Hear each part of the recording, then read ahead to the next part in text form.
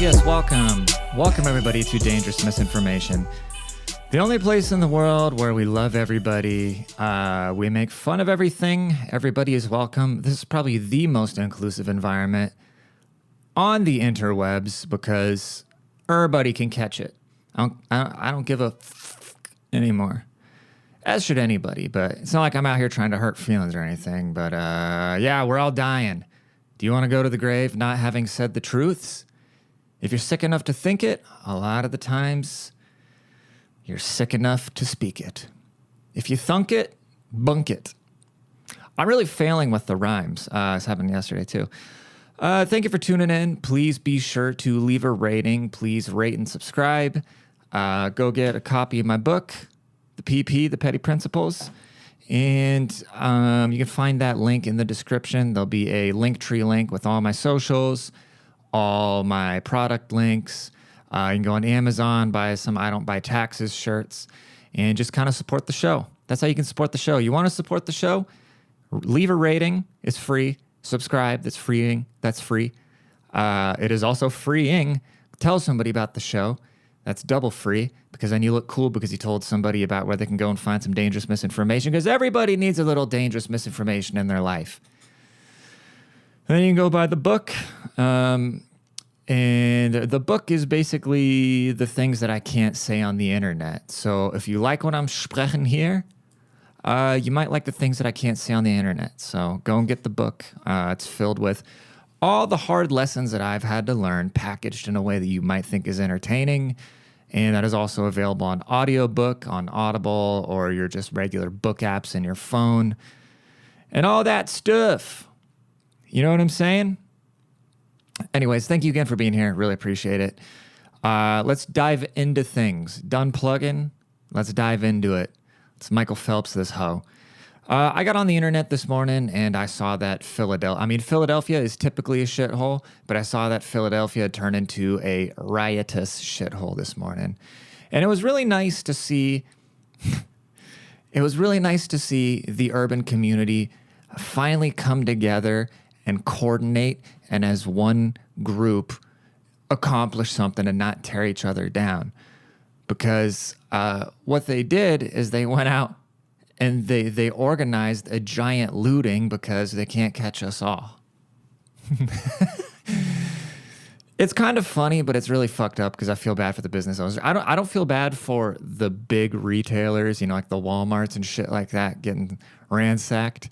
I mean, I feel bad for the employees having to clean that shit up, but I don't feel bad for these mega corporations losing any money. But the bad thing about it is that it's tearing at the fabric of society. It is telling kids that they can get away with whatever they want if they do it in large enough troves. And it's just not a good thing, dude. It's not a good mentality that we're just running this wild. And it all started, in my opinion, when I started noticing it. It started after all the George Floyd shit. He did not deserve to die. Nobody deserves to die with a neck on their knee like that in the middle of the streets. I mean, some people might argue, he held a loaded gun to his pregnant girlfriend's stomach. So, I don't care what would have happened to him. But, I'm not the judge, jury, and the executioner there, and neither is the cop with the neck on his knee or the knee on his neck. But the shit's just gotten really out of hand as far as just letting, people are afraid to do anything just because somebody might look a certain way. Like the balls have been completely ripped off of the cops. And I wonder what the pendulum swing back is going to be like, because somebody's going to get into office. It might be Trump. It might be somebody else who's really going to let the leash, really let go on that leash that's been really wound up around the cops. And these cops are going to come back and get it in blood, dude. It's going to get really fucking ugly.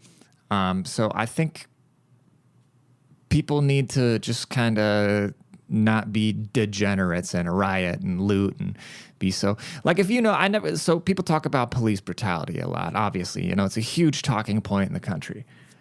And people talk about how violent the cops are, how dangerous the cops are, how scared of the cops they are.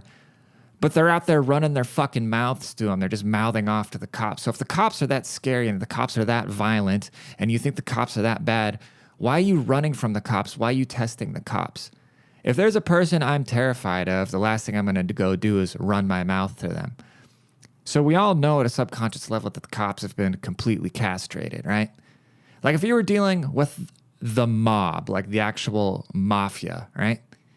You would not get in their face or pull out a cell phone or tell like, oh, what's your badge number? What's your mob number? You wouldn't be doing that if you were actually scared, if you thought somebody was actual cold-hearted, whatever. Personally, I think we need to bring back the mafia because what happened is we locked up all the real gangsters, the people with integrity, and now you got all the petty crime running around and just looting and stealing and mugging old ladies and doing all this like completely immoral shit.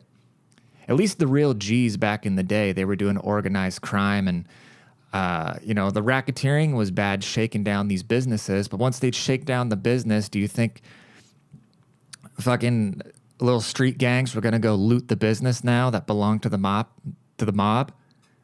No, dude. That's why I think we need the mob back, bro. We need a real life Tony Soprano, and I'm sure they're out there, but they just can't operate the same way they used to. But yeah, dude, bring back the mafia, you know? I don't think you're gonna see any fat hood bitches stumbling out of a Marc Jacobs with bags to eat because they're hungry, according to AOC, if that store belongs to the mob. You know what I mean? Or if people are if you're in the mob's territory, people aren't going to be acting up. And yeah, dude, bring back organized crime because the cops can't do anything. The cops can't do anything because then we have to go through the legal system and everybody's got an opinion. There's all this blah, blah, blah. We bring it back to some good old fashioned not mob mentality, but organized crime, mafia, Godfather shit. There's codes, there's rules, not just the rules of the street. Like we don't snitch, dog. Like you don't do things. You don't touch women. You don't touch kids. You don't touch civilians. Excuse me. You don't do certain things. And that's completely gone out of the window. Now we just have all these people who call themselves gangsters just running wild and just being absolute assholes. Like those two kids speeding in the car who hit that retired police chief, right?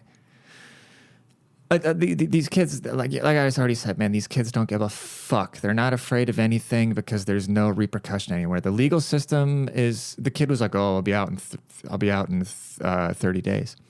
And I actually remember. I remember when I was 17, even though I was scared of the cops. I remember when I was 17, I was like, "Damn, I kind of want to get arrested before I'm 18 because I want to see what it's like, and I don't want it to stick on my record."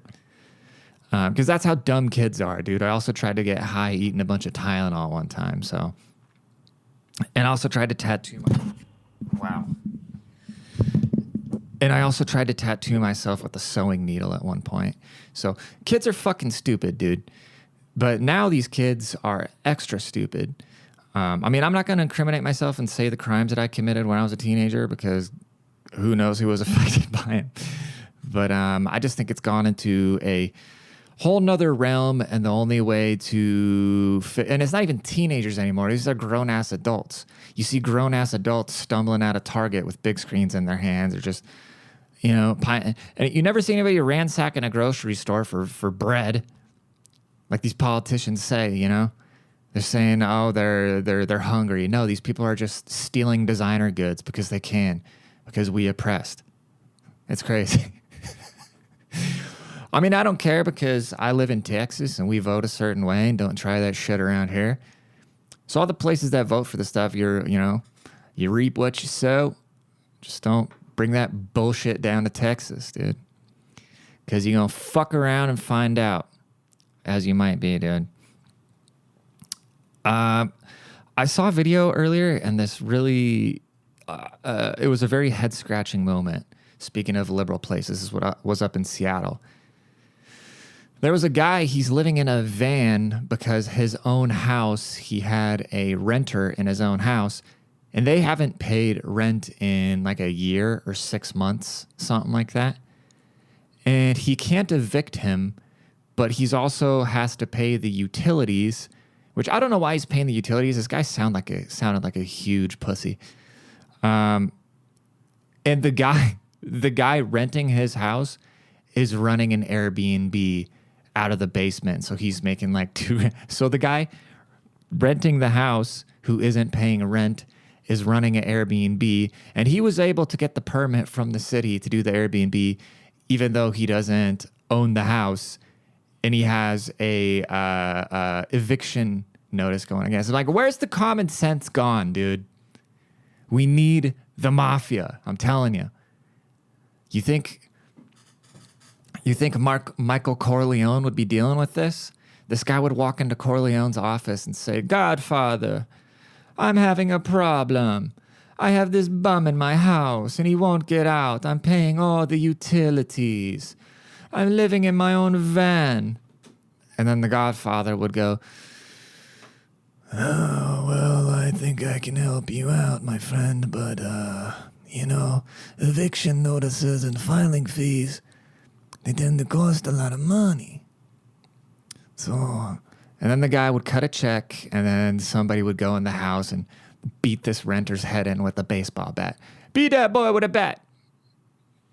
And that's what we need. That's the only thing that's going to save the world is organized crime and violence. I think violence when used, I don't know. It depends. Maybe people just should not be assholes. You know what I'm saying? People just shouldn't be assholes and be more respect. Put some respect on each other. Put some respect on each other and just don't, bring back God, I guess. We need to bring back the Lord because people are acting really fucking godless. I really hope there is a God, so all you people just being huge sacks of shit are just gonna burn. A lot of people just need to burn, bro. Anyways, I was thinking about this the other day, and we already know that men and women live completely unparalleled lives. We live in completely opposite universes, realities, whatever you want to call it. And as much as we want to fight reality and say, oh, we're all equal, oh, we're all this, there's no difference, blah, blah, blah, blah, blah, women are strong, men should be emotional. We all know it's bullshit, okay? But here's a funny thing about it, all right, that I've noticed. So when women are newly single, they tend to go through what we call the slut phase, right? And they become the worst versions of themselves, dancing on tables, being loud, drinking booze, eating unhealthy, getting dicked down by random guys. The worst versions of themselves, they basically become a Sexy Red song, right? And so the same way girls go through a slut phase, guys, when they get into relationships, they go into a simp phase. So girls have a slut phase where they're their worst versions of themselves, and men have a simp phase where they become the worst versions of themselves. Meaning they become complacent, they become fat, they don't work out anymore, they don't take care of anything themselves because they already have vagina. And most everything that guys do is for some sort of female approval. So once they get the female approval, they just slip into it. And then they get blinded by love. They think, oh, this woman will always love me. If I do this and that, if I just kiss her ass, happy wife, happy life. And they become the worst versions of themselves, dude. Again, I have a whole chapter. I don't know. I forget what the chapter's called. What's the chapter called in my book? I should probably know this, but I create way too much content.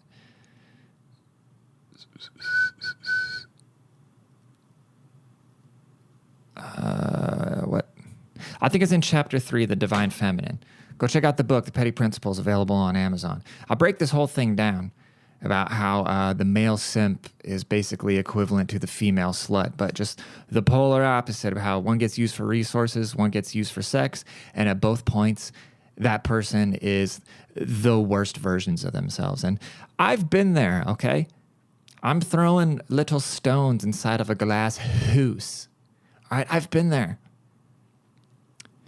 I mean, realistically, so a woman at her best is when she's in a relationship being loyal and being faithful and being a loving person. That's when a woman's performing at her best, right?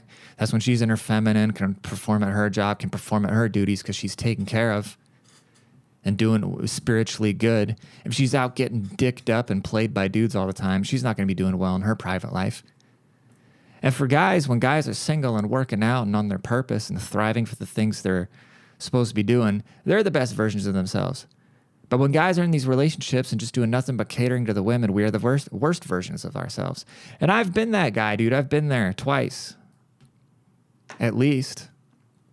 You know, you meet a girl and you think, oh, she's different. Oh, she's different. Next thing you know, you're like cutting off your friends. And, you know, like in my last relationship, my friends, a lot of my guy friends didn't like my girlfriend at the time because they thought there was just something shady about her and they just thought something was off. And some of them were even claiming that she was coming on to them. And I didn't believe it at all. You know, I was just, whatever. These guys, they don't, it is what it is. And I don't like trashing. That's not what I'm trying to do.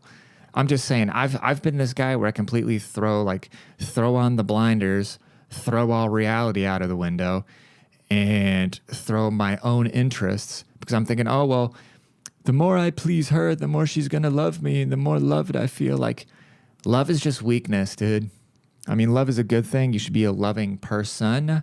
But if you're just chasing and wanting to be loved, you can only output love, right? You can't expect love coming in. Love coming in, it has to be natural. You can't, absorb that. And the more you put out, the more you'll get, but you can't be a doormat. You know, there's always these boundaries. Like, you can be a loving person without being taken advantage of. And as soon as somebody does start taking advantage of you, you just got to cut ties and move on, dude. You can't you give people an inch with treating you shitty, they're just going to continue to treat you shitty. Maybe they don't even mean to do it. Maybe it's just a subconscious thing, you know?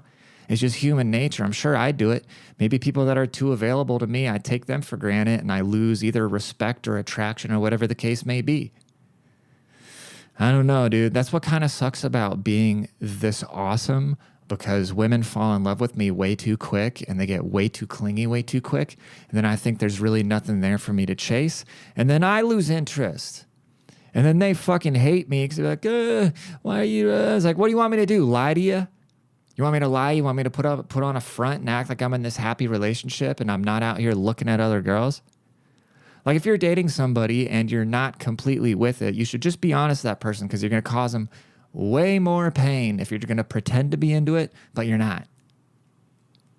You know, honesty is a very important thing in all relationships and all endeavors of life. You know, it's not like you need to run your mouth all the time. It's not like you need to open your mouth about every single little thought that comes into your head, because typically people don't care about your opinion. And it'll hinder your abilities to maneuver certain situations, because sometimes you just do need to conceal your intentions. But when it comes to having healthy relationships, you have to communicate, just being just respectful. Some people fear the repercussion of upsetting somebody, and so they'll draw it out. They'll just have this like slow falling apart, and meanwhile that person is just internally dying because you're not being truthful with them. And I've done that too, but I don't mean to, and we're all learning together. This is our little community where we're learning together. We're spreading this dangerous misinformation and getting through it together. So let's grow this podcast together. Let's grow this community together. Let's become better peeps together. Tell somebody about the podcast right now, wherever you're listening, and go leave a rating. Just do it. Just don't even think about it. I know people don't like being told what to do, but sometimes you just got to bite the bullet and do something better for the greater good. Be a part of something bigger than yourself. We're all trying to do that. This podcast is bigger than me because it involves a group of people, of us all coming up together and spreading this dangerous misinformation and exchanging energy, right? We're putting energy out into the universe. It's coming into me through you, through the messages, through the blah, blah, blahs, and then it's coming back out through the speakers and going out into the world, and these ideas are spreading, and let's try to have it be a positive thing. All right? Appreciate y'all motherfuckers. Y'all take care of yourselves. Have a great day.